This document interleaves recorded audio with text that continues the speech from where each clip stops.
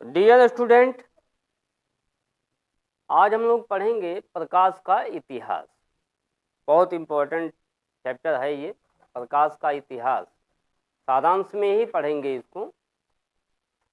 तो सबसे पहले ये माना जाता था कि प्रकाश एक सीधी रेखा में ही केवल चल सकता है। तो चलिए मान लिया जाता था कि चलिए भाई सही है, प्रकाश एक सीधी रेखा में चल सकता है, प्रकाश मुड़ता नहीं है।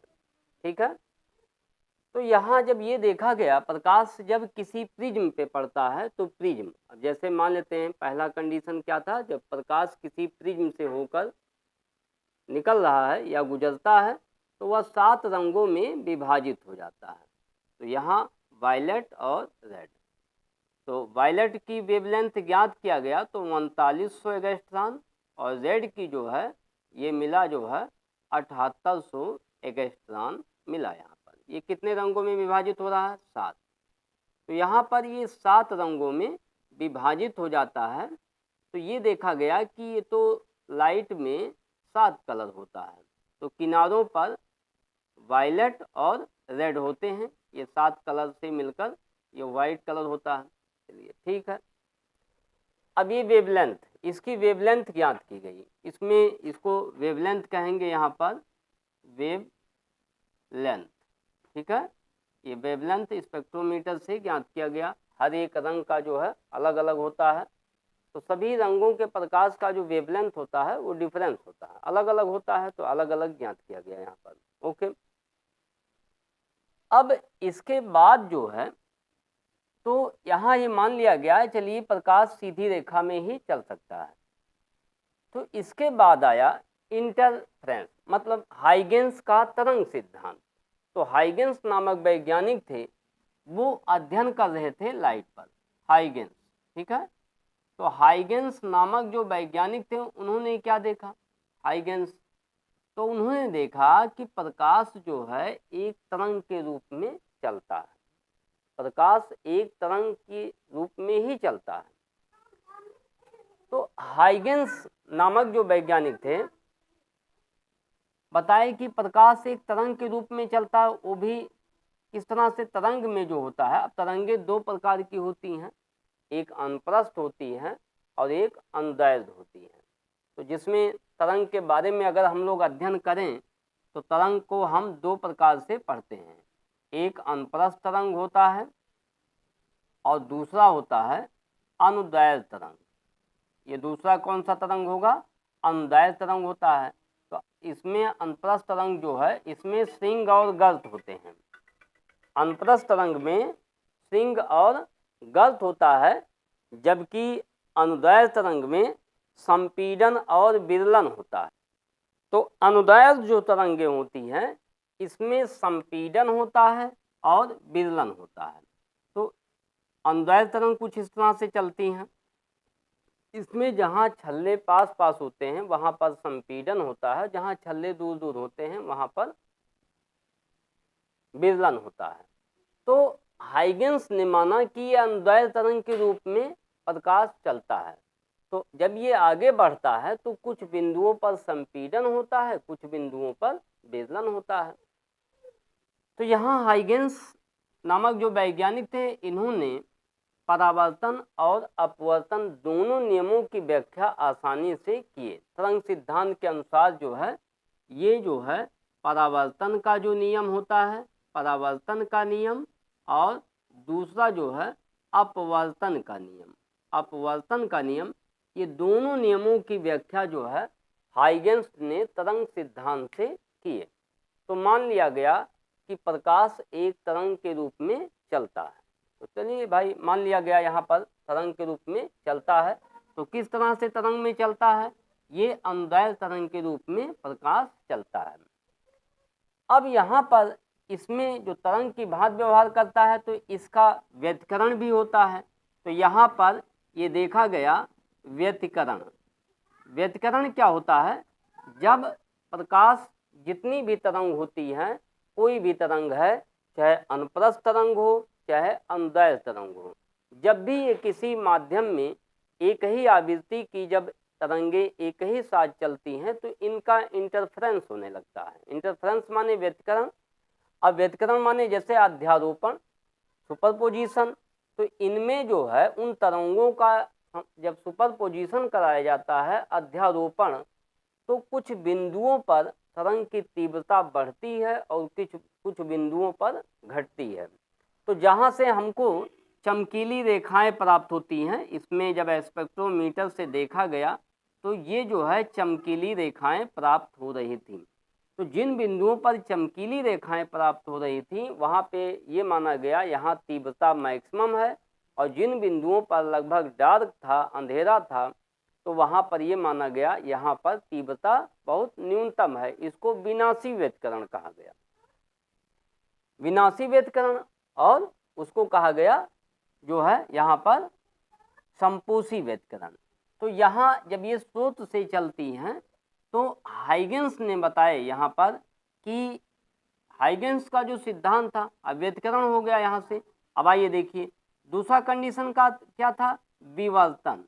तो ये देखा गया प्रकाश जब उसकी वेवलेंथ से छोटी छिद्र से, प्रकाश के वेवलेंथ से जो इसका एवरेज, अगर दोनों का एवरेज निकाला जाए तो जो वेवलेंथ आएगा यहाँ पर, उस एवरेज मतलब उस एवरेज वेवलेंथ से अगर हम छोटा सा एक छिद्र बना देते हैं तो प्रकाश जो होता है क्या होता है, वो अब वहाँ से मुड़ जाता है। तो इसे मुड़ने को ही क्या कहते हैं, विवर्तन कहते हैं। जैसे मान लेते हैं बड़ा छिद्र है तो इससे जो लाइट आएगी प्रकाश की वो सीधे ऐसे चली जाएगी। अब अगर मान लेते हैं यहाँ पर इस छिद्र की साइज छोटी कर दी जाए, बहुत छोटी कर दी जाती है, तो ये देखा जाता है ये जो लाइट आती है ये किनारों पर क्या होता है, मुड़ जाता है। तो इसी मुड़ने को ही हम लोग क्या कहते हैं, विवर्तन कहते हैं। ओके, तो यहाँ पर आया कि प्रकाश मुड़ता है। तो क्यों मुड़ जाता है, अगर उसकी वेवलेंथ से छोटी वेव साइज का अगर हम कोई अवरोधक रख देते हैं या छिद्र रख देते हैं इसके प्रकाश के मार्ग में, तो जब प्रकाश उस छिद्र से होकर जब गुजरता है उसके वेवलेंथ, तो अब वहाँ पर ये उससे जो है किनारों पर मुड़ जाता है। तो जब किनारों पर मुड़ जाता है तो उस घटना को विवर्तन कहा जाता है। विवर्तन में भी दो इंटरफ्रेंस होता है। विवर्तन में भी जब ये मुड़ के आगे बढ़ता है तो यहाँ पे भी जो है क्या होता है, सुपरपोजिशन होता है। तो वहाँ चूंकि बहुत से यहाँ तरंग स्रोत होते हैं, हाइगेंस के सिद्धांत के अनुसार, हाइगेंस का जो सिद्धांत था, यहाँ पर बहुत से तरंग अगर समांतर ले जा रही है तो वहाँ पे एक तरंगाग्र खींचा जाता है, उस तरंगाग्र पर सभी कण जो होते हैं वो कंपन की समान कला में होते हैं। जैसे आप लोग पढ़े हैं जल में, तो जल में जो लहर उत्पन्न होता है वो जो एक साथ जितनी भी तरंगे उठती हैं वो वेव फ्रंट होता है, उसको वेव फ्रंट कहते हैं, तरंगाग्र कहते हैं। तो वो सब एक साथ ऊपर उठेंगे, एक साथ नीचे गिरेंगे। तो ये इस तरह से जो है ये कंपन करते रहते हैं सर्किल के अनुसार। ऐसे लाइट में भी होता है बिल्कुल सेम। तो वहाँ भी वेव है तरंग, तो यहाँ भी प्रकाश तरंग के रूप में व्यवहार करता है। तो इसके बाद कुछ समय बाद जो है तो लाइट, अगर देखा गया कि ये लाइट जब किसी धातु के पृष्ठ पर पड़ रहा है, अब जैसे मान लेते हैं यहाँ धातु का पृष्ठ है, ठीक है, सॉरी, यहाँ पर इसके बाद आया पोलराइजेशन, ध्रुवण। तो ये ध्रुवण जो होता है प्रकाश का ध्रुवण होता है। तो ध्रुवण से स्पष्ट हो गया कि प्रकाश अनुदैर्ध्य के रूप में नहीं चलता है, अनुप्रस्थ के रूप में चलता है। क्योंकि अध्रुवित जो प्रकाश होता है उसके वैद्युत वेक्टर को दिखाया गया, ये सभी दिशाओं में कंपन कर रहे थे। और जब ये टूरमैलिन का क्रिस्टल एक होता है, जब उससे ये पास कराया जाता है इस लाइट को, तब केवल एक ही दिशा में जो कंपन कर रहे थे वही बाहर निकल पाते हैं।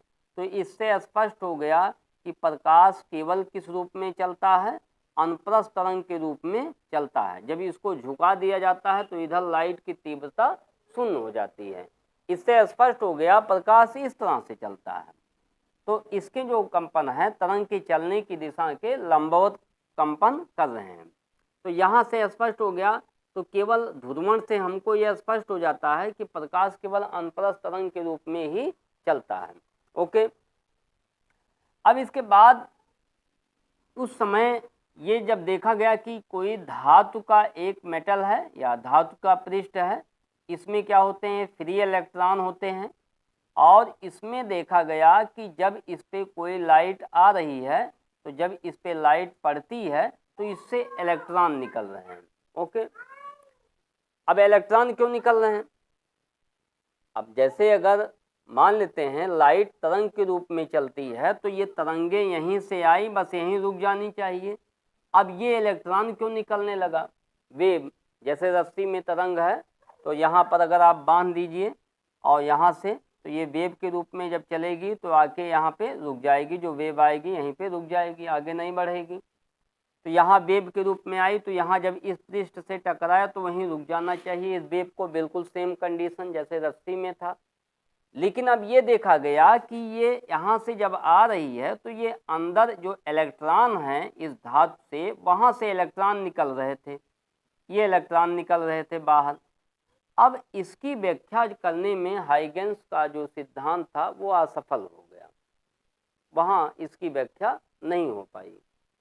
तो उस समय जो है उसी बीच में एक प्लांक नामक वैज्ञानिक थे।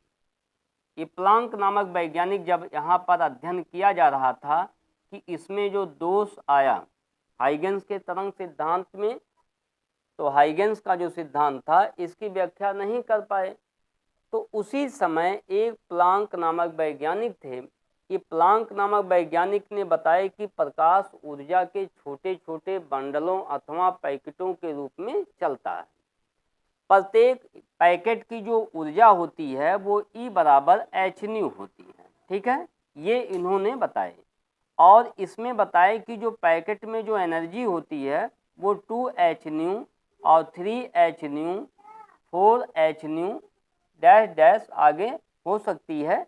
इसमें यहाँ अगर माना जाए तो यन, तो यन का मान जो यहाँ पर 1 2 3 4 5 आप ऐसे मान सकते हैं। ओके, यहाँ पर ये माना गया। ये प्लांक की क्वांटम थ्योरी थी, इस पे विचार नहीं किया गया। तो आइंस्टीन नामक वैज्ञानिक ने प्लांक की क्वांटम थ्योरी पर अध्ययन किए। तो प्लांक की जब क्वांटम थ्योरी पर अध्ययन किए तो उन्होंने बताया कि ये ऊर्जा जो होता है वो प्रकाश ऊर्जा के छोटे छोटे बंडलों अथवा पैकेटों के रूप में ही चलता है, और प्रत्येक पैकेट में जो ऊर्जा होती है वो hν होती है। और न्यू क्या है?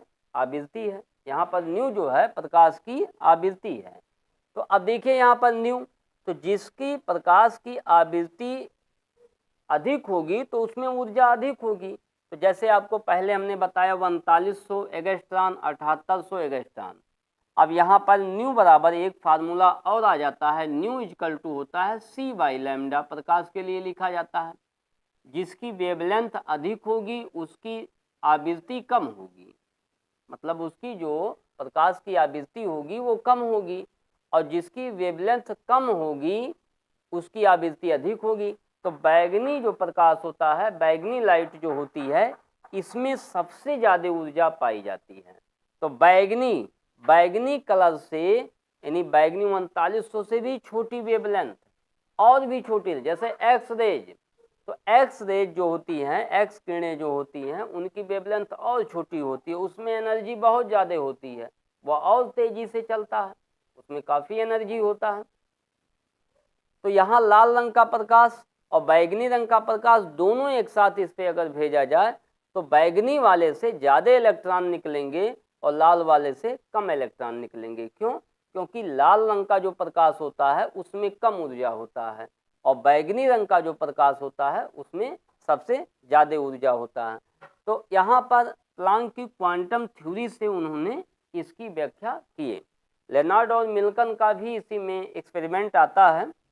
तो अब यहाँ से क्या होता है, प्रकाश जो, तो इसके बाद जो है इसी में एक सिद्धांत और हम लोग पढ़ते हैं, दी ब्रोगली का तरंग दैर्घ्य। तो दी ब्रोगली यानी द्रव तरंगे जिसको हम कहते हैं, तो द्रव तरंगे यानी दी ब्रोगली नामक जो वैज्ञानिक थे उन्होंने बताया कि अगर कोई कण जिसमें द्रव कण, तो द्रव माने जिसमें द्रव्यमान हो वही द्रव कण होता है। तो किसी में जैसे इलेक्ट्रॉन, प्रोटॉन, इन सब में द्रव्यमान होता है, तो ये भी द्रव कण है। तो सभी को गेंद है, अगर मान लेते ये पेन है, इसमें द्रव्यमान है, इसको भी हम कह सकते हैं। तो बड़ी वस्तुएं, छोटी वस्तुएं, तो यहाँ देखा गया कि उसमें जब इसको, जैसे गेंद है, बाल को अगर हम हवा में स्विंग कराते हैं, फेंकते हैं, तो भी एक तरंग के रूप में व्यवहार करता है।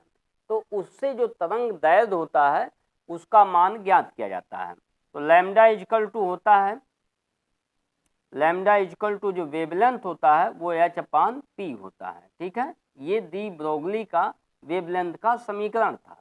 तो लैम्डा इक्वल टू इसको हम लिख सकते हैं यहाँ पर h/m इंटू वी। वी जो है यहाँ, वी का मान जो है हम c भी लिख सकते हैं, प्रकाश के लिए हम c भी लिख सकते हैं यहाँ पर। तो जितने भी द्रव यानी प्रत्येक कण जो है, प्रत्येक कण यानी जो तरंग होता है, तरंग में कण यानी जो प्रकाश जो होता है वो कण और तरंग दोनों की भांति व्यवहार करता है। ओके, तो इस तरह से इसकी व्याख्या की गई। कुछ क्या दे दूं वहां पर लाके। तो प्रत्येक कण जो होता है वो तरंग से संबंधित होता है और उससे जो तरंग की जो वेवलेंथ होती है वो लैम्डा बराबर h/p से ज्ञात किया जाता है। तो आइंस्टीन नामक जो वैज्ञानिक थे उन्होंने ज्ञात किए इसमें जो प्रकाश, इलेक्ट्रॉन निकल रहे हैं इसकी व्याख्या।